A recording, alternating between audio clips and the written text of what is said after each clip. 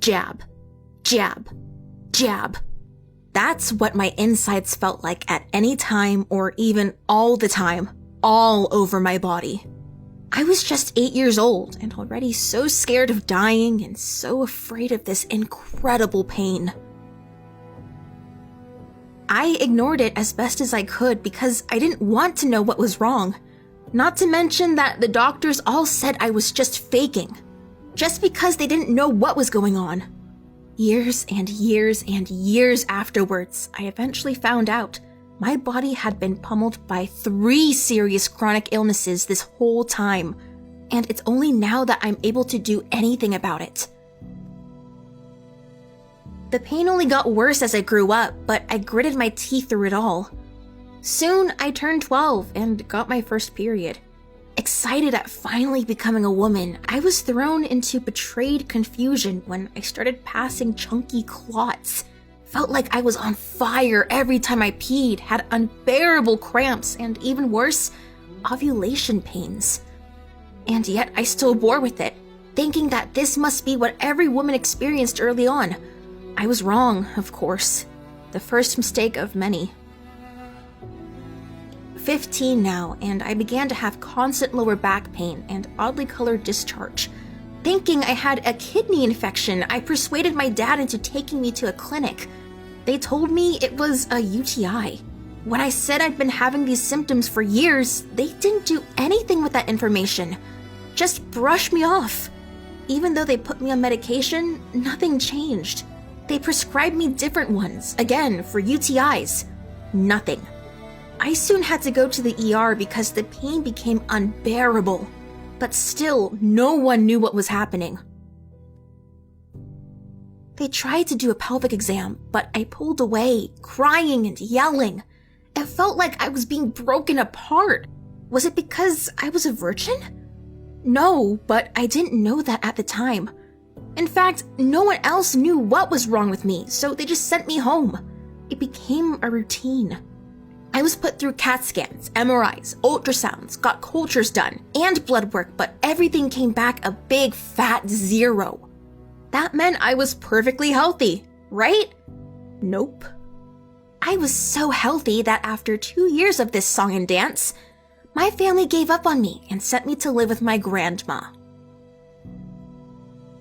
I was losing my mind on meds I should have never been on.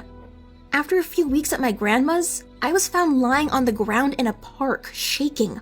I guess someone called an ambulance because the next thing I knew was paramedics looking at me in disgust as they put me on a bed in an unfamiliar space full of strange sounds, voices, and smells.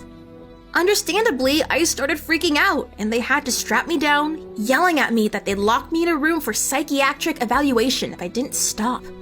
To this day, I remember being mocked by dozens of paramedics, doctors, and nurses.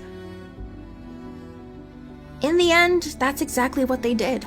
I had to go to an outpatient psychiatric ward, slapped with the label bipolar. They gave me medication, but I didn't take them. Instead, lying about it to their faces that I did. The doctors would say I was doing well when they thought I was taking them, and the opposite when they thought I wasn't. I guess you'd call this reverse placebo? Either way, it was just a whole lot of more nothing. After a month, I was released and sent to a new school. The pain never stopped, and soon none of the staff, teachers, or nurses there believed me. The school counselor called me a class disruption. The gym teacher told me I was a failure in front of everyone because I couldn't finish a run, and they were positive I was faking being sick. I was the role model for what not to be, and all the other students isolated me. It got to me. After high school, I gave up going to the hospital, telling myself I was actually crazy and trying to ignore my pain. This was pretty hard since by now my period cramps were so bad that they'd make me vomit. I moved back to my hometown and began to physically break down even more. So I bit the bullet and went back to the same clinic. UTI again, of course. The same medication, of course. Medication that wasn't doing anything for me and that I was actually allergic to, causing me to pass clots from the front and the back. Somehow, I managed to see a gynecologist. He told me I had internal cystitis, which is a chronic condition with symptoms similar to UTIs. I also apparently had overactive bladder syndrome. Finally, 2 diagnoses that seemed right. But when I went on the medication, it still didn't help the pain. So I stopped taking them. It was a step in the right direction, but still no cigar.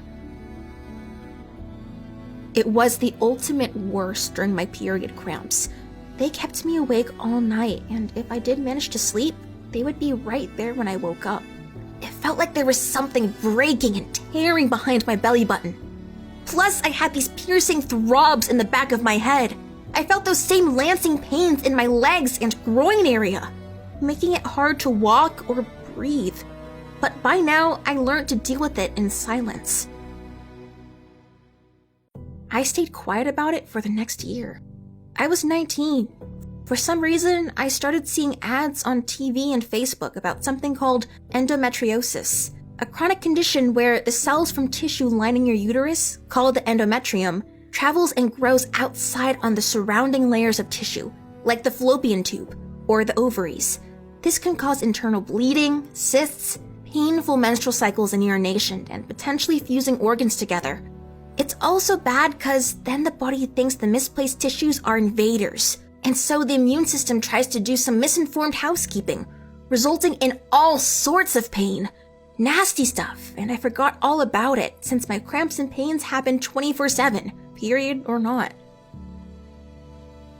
Months and months afterwards, I did some research on a whim and was shocked to find that internal cystitis and endometriosis are related, with the former mimicking the latter in some cases. In growing fear, I joined some Facebook groups and talked to the women there. All the symptoms matched up. They even told me it didn't have to be pain during my period. Endometriosis could happen around the clock. Like a hit to the chest. I was convinced I had endometriosis. Jumping on this, I scheduled an appointment with a new gynecologist as fast as possible. She set me up for a laparoscopic diagnostic operation, and also prescribed birth control to help ease the pain. May 23rd, 2019. Me, at 20 years old, finally and officially diagnosed with stage 1 endometriosis. I started medication to force my body into an early menopause to help with endometriosis. But nowadays, as I see more and more specialists, I'm finding that there are a lot of things in my body that have gone overlooked and unchecked throughout the years. Because of endometriosis, there's a risk of infertility, as well as malignancy and cardiovascular issues.